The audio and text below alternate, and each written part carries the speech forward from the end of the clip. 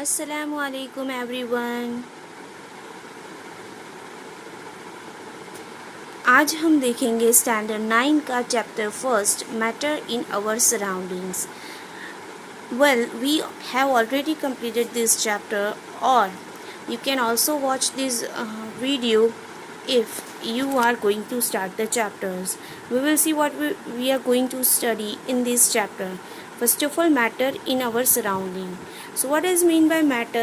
Matter is nothing but the substance which occupies space and have a mass. जो भी matter, जो भी substance रहता है, अगर वो स्पेस ऑक्यूपाई करता है और उस पे मास है तो उसको क्या बोला जाएगा? मैटर। ओके, तो आजकल हम देखते हैं मैटर तो हमारे कितने सारे मैटर हमारे आसपास है, हमारे सराउंडिंग्स में है।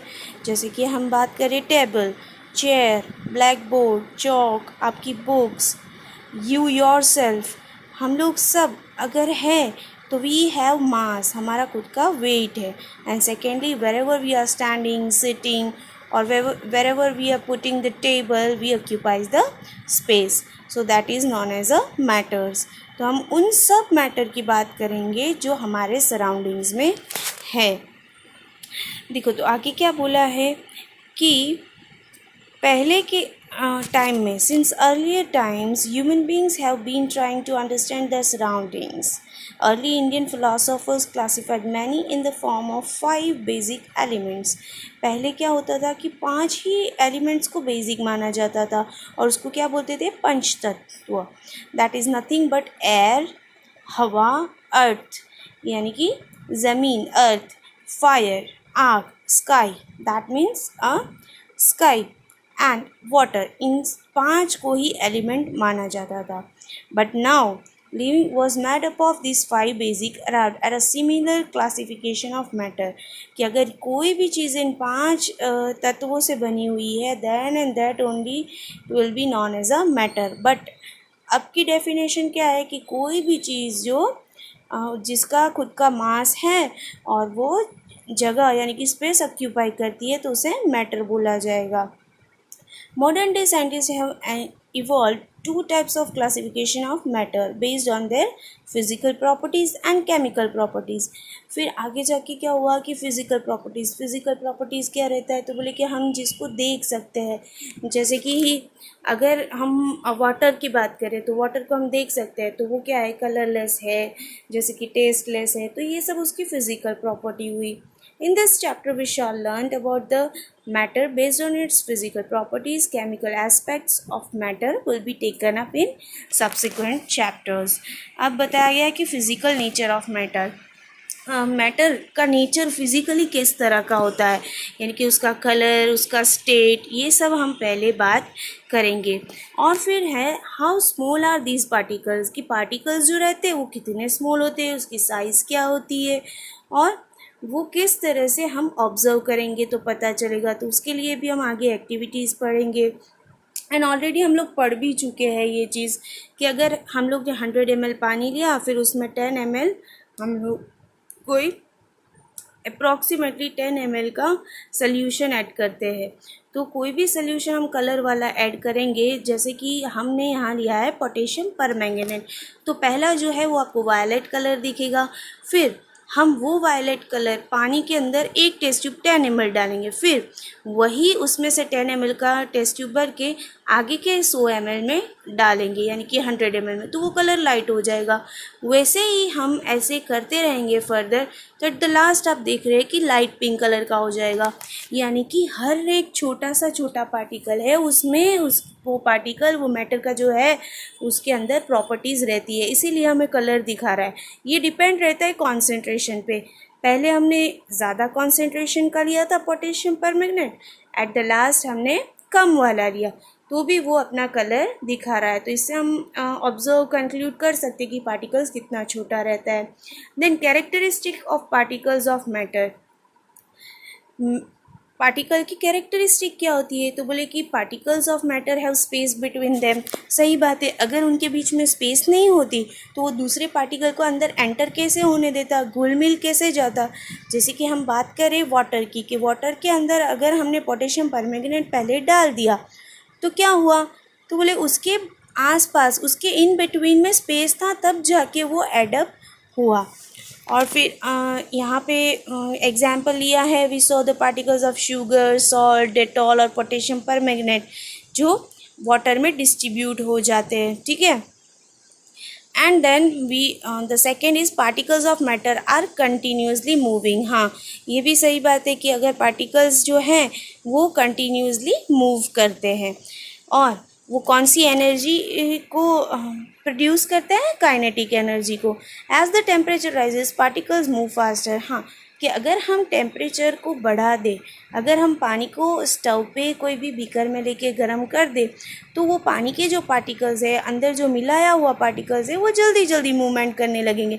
इसीलिए हम बोलते हैं ना कि चाशनी बनाने के टाइम हम लोग गैस स्टव ऑन करके फिर बीकर रख के उसमें पानी डाल के शुगर डालते, तो वो जल्दी घुल मिल जाता है। So from that we can conclude that कि जो पार्टिकल्स हैं उसका टेम्परेचर बढ़ाने से वो लोग जल्दी जल्दी फास्ट मूवमेंट करते हैं, ठीक है। फिर particles of matter attract each other. सही बात है, अगर जो पार्टिकल्स हैं उसके बीच में कोई अट्रैक्शन फोर्स नहीं होता तो वो एक दूसरे के साथ रहते नहीं। जैसे कि हमने देखा है कि अगर वो सैचुरेटेड होते हैं तो पार्टिकल्स अट्रैक्ट नहीं करते, पर वो अनसेचुरेटेड रहते हैं तो वो पार्टिकल्स को एक्सेप्ट करते हैं, और उन पार्टिकल्स के बीच अट्रैक्शन का फोर्स रहता है। Okay, now let's see state of matter. States of matter क्या होता है, तो बोले मैटर है उसकी जो फिजिकल स्टेट क्या होता है, यानी कि वो दिखने में सॉलिड है, लिक्विड है या गैसियस फॉर्म में है। ये 3 स्टेट रहते हैं, और उसकी कैरेक्टरिस्टिक्स हम उसकी प्रॉपर्टीज़ पे से डिसाइड कर सकते हैं। जैसे कि फर्स्ट है सॉलिड स्टेट, तो हम लोग सॉलिड स्टेट जैसे कि देखते हैं तो वो क्या होता है, हार्ड होता है, रिजिड होता है, ठीक है। जैसे कि हम एग्जांपल ले वुड का, तो वुड क्या है, हार्ड है, वो अपना शेप चेंज नहीं कर सकता, वो डिफाइनेट शेप और डिफाइनेट वॉल्यूम का होता है। सो ये सब प्रॉपर्टी है सॉलिड स्टेट की। फिर आता है the liquid state. Liquid state की क्या प्रॉपर्टी है कि लिक्विड स्टेट जो रहता है वो फ्लो करता है, और हम जो कोई भी वेसल में उसको भर देते हैं वो उसी का शेप ले लेता है, यानी कि उसका डिफाइनेट शेप नहीं होता है, पर डिफाइनेट वॉल्यूम ज़रूर होता है। कि यहाँ जो भी ग्लास, आधा ग्लास है तो वो आधा ग्लास कवर करता है, तो उसका डिफाइनेट वॉल्यूम होता है पर डिफाइनेट शेप नहीं होता। और फिर हम आगे जाके बात करेंगे the gaseous state. The gaseous state में क्या बताया गया है कि उनके पार्टिकल्स के बीच, गैसियस पार्टिकल्स के बीच बहुत ज़्यादा स्पेस रहती है, तो वो कैसा होता है कि हवा में ही रहते हैं गैसियस, वो जैसे, और उसका ना डिफाइनेट शेप होता है ना डिफाइनेट वॉल्यूम होता है। गैस को तुम लोग कंप्रेस करके किसी चीज़ में भर सकते हो, बट गैस को तुम ऐसे ही जैसे लिक्विड को भर सकते हो, सॉलिड को रख सकते हो, वैसा नहीं कर सकते, ठीक है। और यहाँ पे हमें एग्जाम्पल दिया है LPG and CNG. LPG petroleum यानी कि लिक्विफाइड पेट्रोलियम गैस, और सीएनजी की बात की गई है, तो वो लोग क्या होता है, हाईली कंप्रेस्ड गैस होता है, क्योंकि उसको हाईली कंप्रेस करके बाद में उसकी बॉटल को फिलअप करते हैं। Due to its high compressibility large volumes of gas can be compressed, यानी कि बहुत ज़्यादा गैस लेके उसको कंप्रेस किया जाता है और उसके बाद बॉटल में फिलअप किया जाता है, ठीक है। तो यहाँ पे जैसे कि हमें बताया, ये फिगर जो है वो हमें इंजेक्शन की फिगर बताई गई है, जिसको जो ऊपर से हम हैंडल पकड़ते हैं उसको बोलेंगे पिस्टन, और फिर जो उसको गैस भरा जाता है एंड फिर उस पर रबर को लगाया जाता है। उस रबर को लगाने के बाद अगर हम पिस्टन को एकदम से प्रेस करेंगे, उस पर प्रेशर अप्लाई करेंगे, तो वो गैस जो है वो अपना स्टेट बदल देगा, और कौन सा स्टेट बदल देगा वो हम आगे देखते हैं, ठीक है। अब यहाँ पे देखो, प्लेट में कोई सॉलिड चीज़ रखी हुई है और उसकी जो पार्टिकल है, उसके पार्टिकल को देखो मैग्नीफाई किया हुआ है। मैग्नीफाई करते हुए ये हमें ए पार्ट में दिख रहा है कि जो इसके पार्टिकल है ना, उसके बीच में बहुत ही कम, मतलब नेग्लिजिबल स्पेस है। फिर दिया है लिक्विड का पार्टिकल। लिक्विड के पार्टिकल देखो थोड़ा बहुत उसमें जगह है, इन बिटवीन स्पेस है, इसीलिए उसमें रेड कलर के एरोज दिखाए गए, मतलब कि वो फ्लो कर सकता है, उसका मूवमेंट रहता है। फिर देखो बैलून में गैस दिखाया गया है, तो गैस के छोटे से पार्टिकल को मैग्नीफाई किया हुआ है, तो वो देखो वो कितना फ्रीली मूवमेंट कर रहे हैं और उसके आसपास बीच में कितनी सारी इंटरमॉलिक्यूलर स्पेस है। तो वो स्पेस के हिसाब से वो क्या होता है, इधर उधर वो मूवमेंट करता रहता है, तो गैस आसानी से हम कलेक्ट नहीं कर सकते। ओके, एंड देन है effect of change in temperature, यानी कि जो हम आगे देखेंगे, can matter change it state, यानी कि स्टेट जो होता है मैटर का वो कभी हम चेंज कर सकते, तो बोले यस वी कैन डू, पर उसके लिए क्या क्या चीज़ ऐसी है जिसको यूज़ करते हुए हम मैटर का स्टेट जो है वो चेंज कर सकते हैं।